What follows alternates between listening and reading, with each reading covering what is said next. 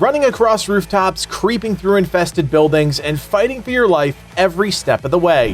Hey there friends, it's Codiak here, welcome back to Legacy Gaming. Today, we're diving into Techland's upcoming sequel to their massively popular open-world zombie survival game, Dying Light 2.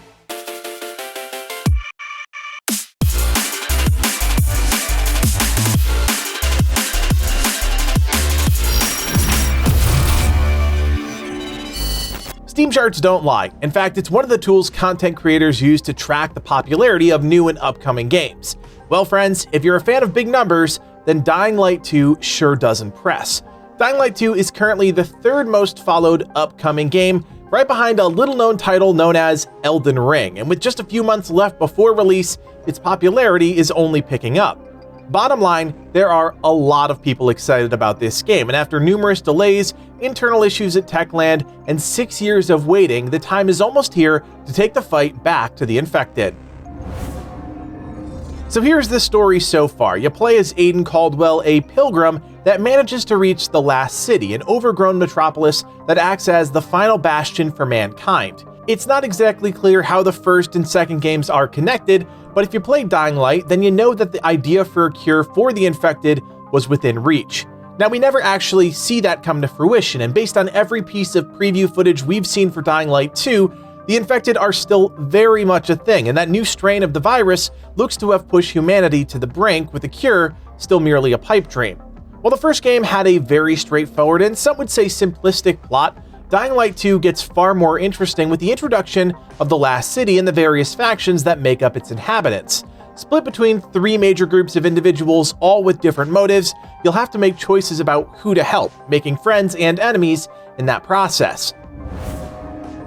One of the most prominent themes in the game is this idea of a dark modern age. Because humanity is on the brink of collapse, the use of technology and electronics is rare, and that really helps inform the world of Dying Light 2. In most of the preview footage already released, we can see Aiden exploring the areas of Old Villedore, which has a distinctly different feel than Harran in the first game. Because the last city is both on the edge of collapse and also sustaining the last group of survivors, there is this interesting duality that's present in a lot of the world. On one hand, you have the desolate streets, where time and the infected have stripped away any and all semblance of life, but higher up, away from those ravaging effects, you can see life and the ingenuity of people trying to survive the worst possible scenario life could throw at them. It's a contrast from the first game, which felt more real and grounded, and while that's not to say the second game doesn't look believable, there are far more liberties being taken to allow the world to feel unique. This all plays directly into the game's now iconic parkour system, which was the central system that helped define the first game. Much of what made parkour fun in Dying Light is back in Dying Light 2, with some notable changes to how players get around. One, there's just more options, including new equipment like the glider, and different environmental pieces like winches that allow players more options to move both horizontally and vertically.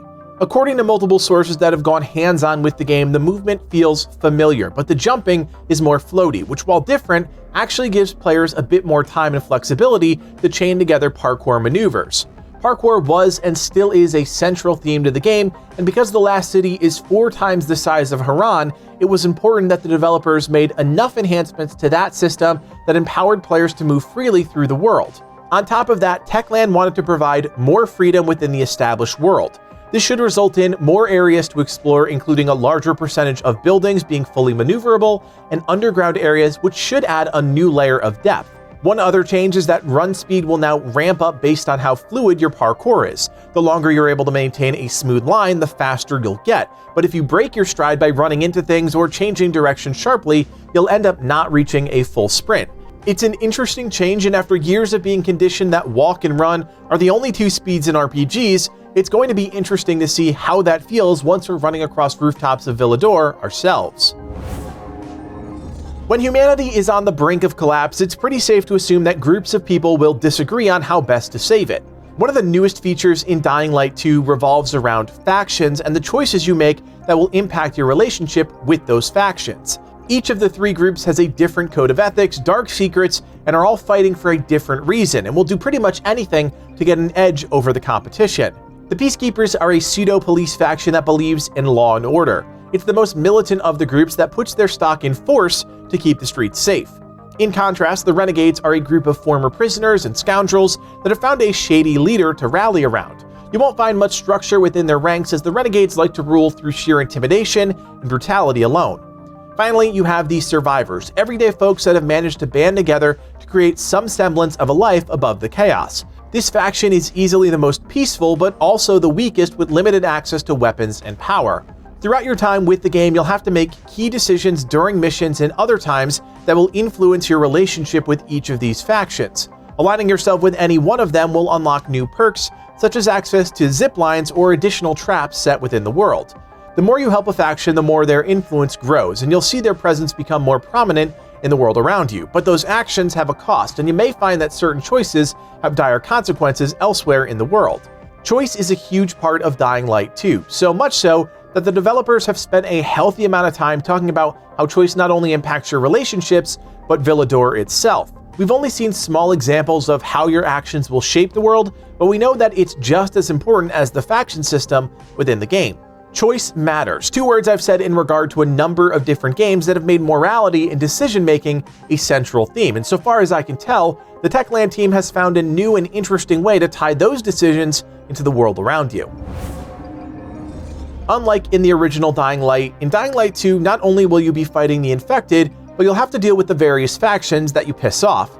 This adds a new layer to the challenge, but the team has made some serious changes to the difficulty of the game that we'll talk about in just a little bit. In terms of human enemies, well, you'll have to learn the ins and outs of each faction to really pick apart how they fight. For example, the Peacekeepers are often heavily armored, wield heavier weapons, and sometimes carry shields. On the flip side of things, the Renegades are often covered in spiked armor from head to toe and deploy a more wild and aggressive style of combat. Factions add depth to the enemy variety in the world, but it wouldn't be a Dying Light game without the zombies. Techland didn't want to just create the same game with the same enemies, and this time around they're introducing a life cycle to each individual infected you run across.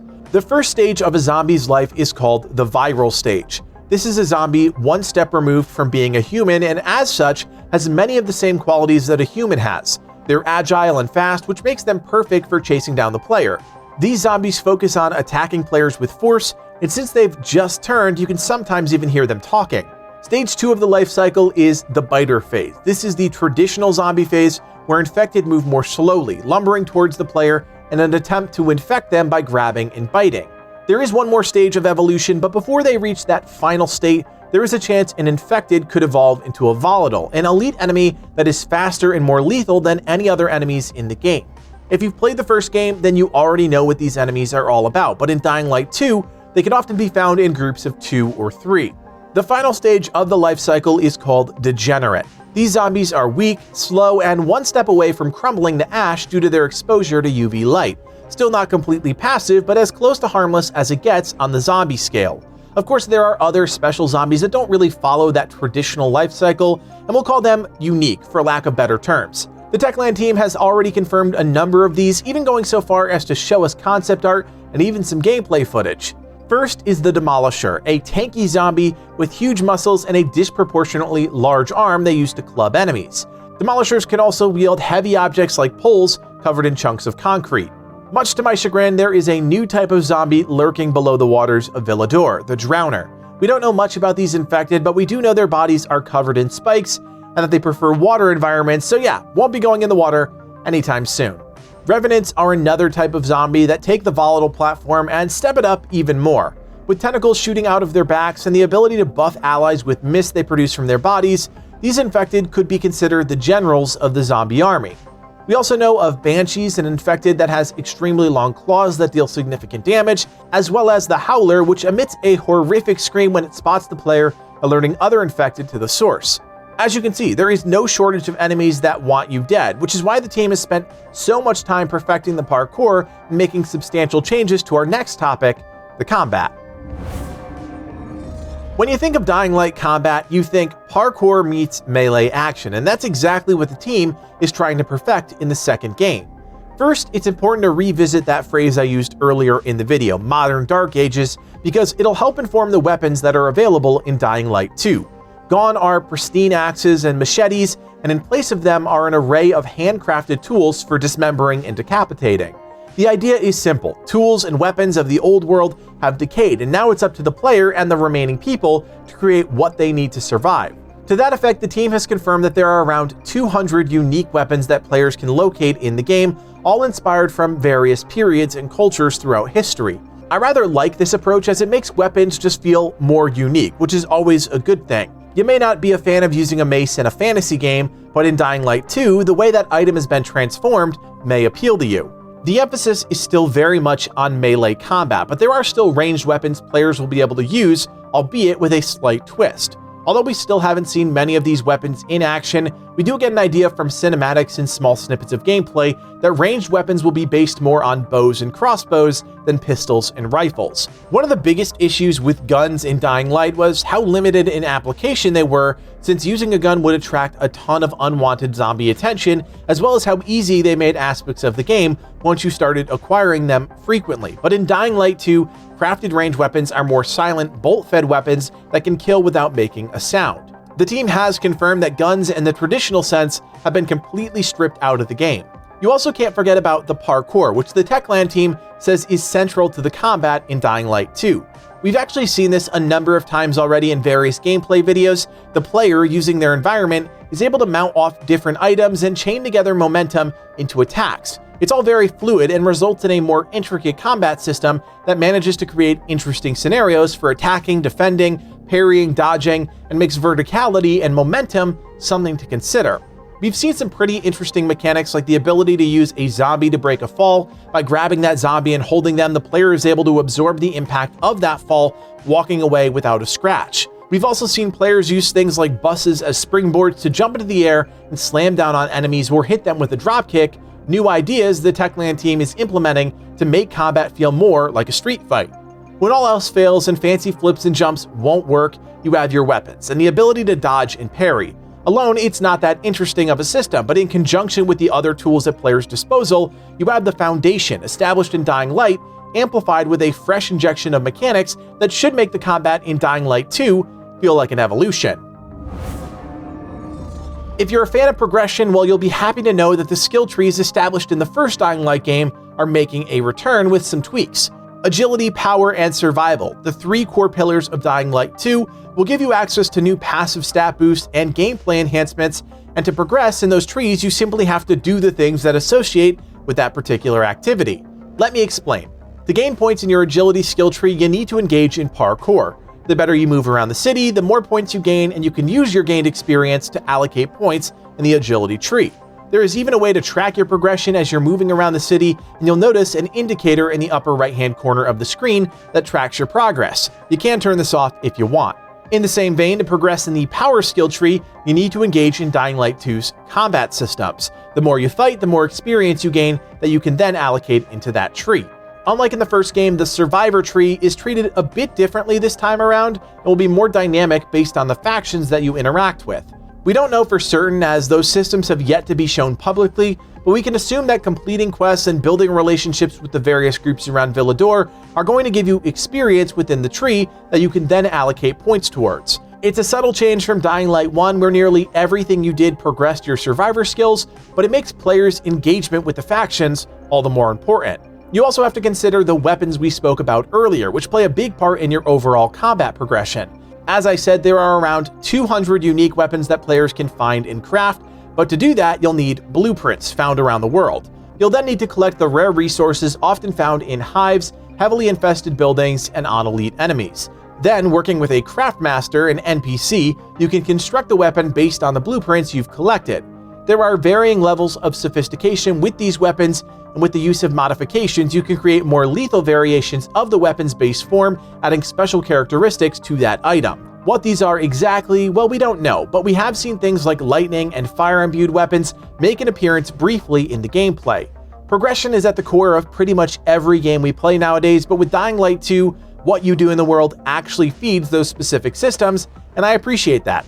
Sadly, I don't think we'll see the skill trees go public before launch. I do think some things need to remain a secret, but at least we have some baseline expectations when we fire up the game in February. While not the most challenging game out there, Dying Light definitely had a bar to entry. The difficulty, specifically at night, often meant that players wouldn't venture out for fear of dying. The team took a hard look at that for Dying Light 2 and made some substantial changes that coincide with the various systems we've already talked about. The day-night cycle is still a thing, but unlike the first game, there are more reasons to scour Villedore both during the day and at night. During daytime, the streets are far less congested with the infected, a stark change from the first game. Because of the zombies' life cycle, it's almost deadly for them to walk the streets when the sun is out. To fill that void and give the world life, you have the factions, who will patrol their territories while the streets are clear. While the sun is up, the hives are packed, and run into the wrong building, and you'll be faced with a staggering number of infected in a comatose state. Stir the nest and face the consequences, but you can use stealth to avoid setting off the swarm. At night, those hives empty and the infected flood the streets. This will actually feel more akin to the first game, but while the streets may be dangerous, the buildings the infected once occupied will be nearly empty, giving the player incentive to go out and search for unique items. Hives contain some of the most valuable loot in the game, including blueprints and those crafting materials needed to make those blueprints, as well as special stat-enhancing medicine. Pillaging a hive is valuable, and the team hopes that by making the rewards greater and the threats a bit more spread out, it'll encourage players to venture out once the sun sets and explore the world of Villedore after dark. I'll be honest, I'm a complete wuss, and I barely ventured out at night in the first game unless I was playing co-op, but the Techland team is making it a bit less daunting by reintroducing the UV light, which is pretty much an ace up your sleeve when surrounded by enemies. We've seen it pop up in a few pre-release clips and discussions, but exactly when we get it and how to use it is still a little unclear. We also know that various UV traps can be found out in the world, which should give you some sort of buffer zone when roaming around the streets at night.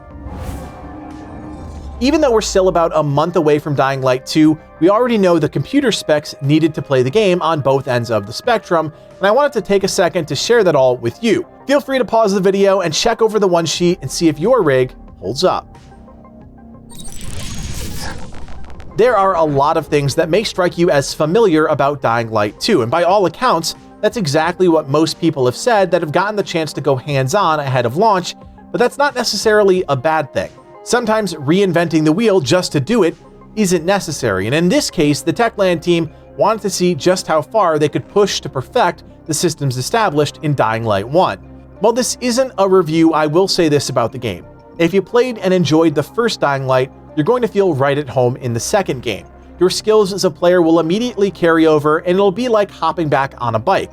If you didn't play the first game, well, I don't think that matters much in this case. We're in a new location decades later with a new cast of characters, so you can jump right in and not feel like you've missed anything. Of course, it'll take a bit longer to develop those skills, but Techland knowingly made decisions that reward both new and returning players. So if a parkour, action combat, open world zombie game sounds like something you'd like, you probably will. As always, friends, thank you so much for checking out another one of our Ultimate Preview videos. These take a lot of time and effort to put together, so if you would be so kind as to hit that thumbs up and consider subscribing, it would mean a lot, and it does go a long way to helping this video reach new people. Of course, we only put out Ultimate Preview videos for games we plan on covering, so if you want more Dying Light 2 videos in your feed, you have to join us on Discord. It's the best way to stay locked into everything going on with the channel, and we'll be opening up a brand new section of the server before the game goes live, so you can find people to play with and share some of your best moments from Villedore. Finally, if you like our content and you want to support Legacy Gaming even more, you can do so by becoming a member. For just a couple bucks, you're helping evolve the channel and take our community to that next level. Check out the join button below to learn more. My name is Codiak, and from everyone here at Legacy Gaming, thanks for watching, and play on.